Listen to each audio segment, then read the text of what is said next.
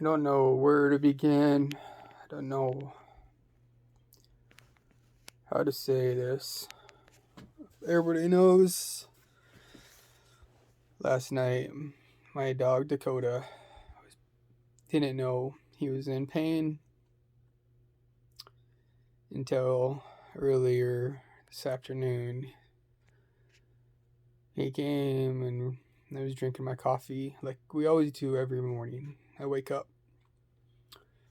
He always lays by me. Well, this time he laid by me and he laid by my feet like always. But this time I noticed that something's going on with my dog.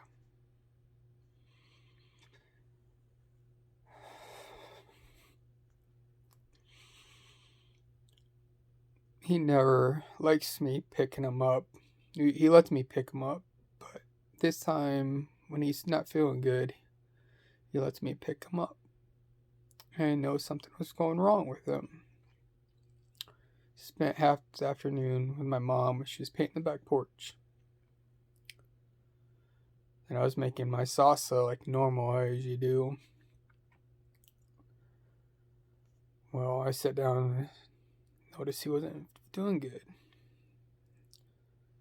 Later on in the night, it got worse. We were feeding him water through a tutor.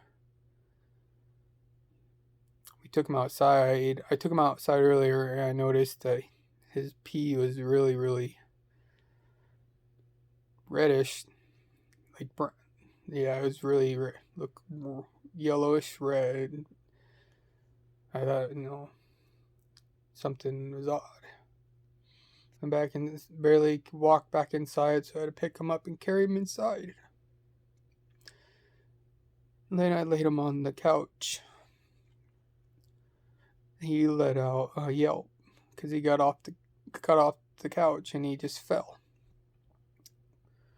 So I knew something was going on with him. I didn't know he was in so much pain until he started this loudest yelp of a cry that he was in pain. So I told Mom, I was like, well, let's get out the hide-a-bed, lay him down on there. I moved him from the couch to the hide-a-bed, and he lay down and he let out this loudest yelp, and it cried so much. And when I lay down by him, he had spasms, and he was yelping real bad.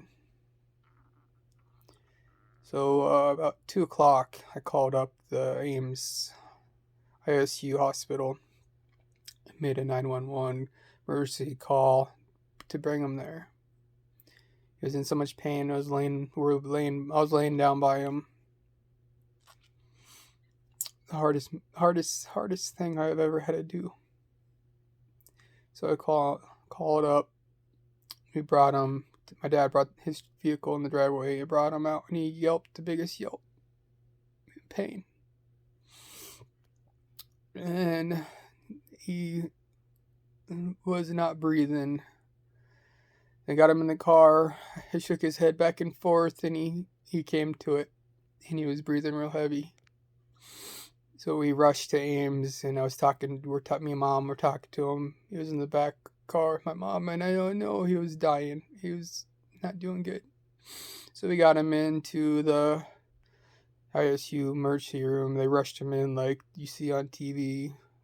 Emergency rooms rushed him in there right away. And they said I couldn't come in. They said to call me if anything else happens. And they called me up and said they sedated him, made him comfortable, and told us his spleen ruptured and he has cancer and it's going to cost $5,000 to keep him alive, even if he would stay alive longer than a month. And I said I don't want him to be in any pain anymore. So me and my mom last night were in there and we said our goodbyes.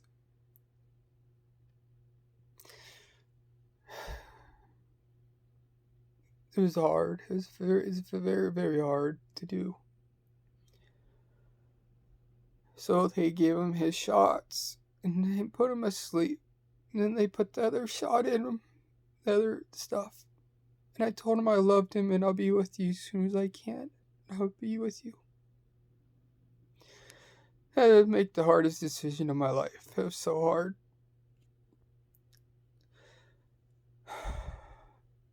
Owning a pet is not just a pet, he's your family. He's your member of your family. You put someone down and you have to make that decision to put them down. It's it really, really hurts. And it's the hardest decision you have to make in your life.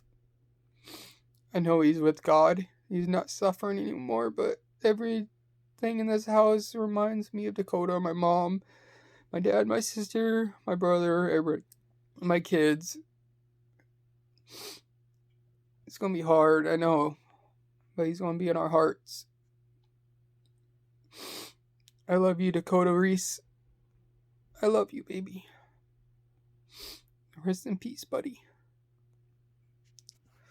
I'll talk to you guys. Let me know.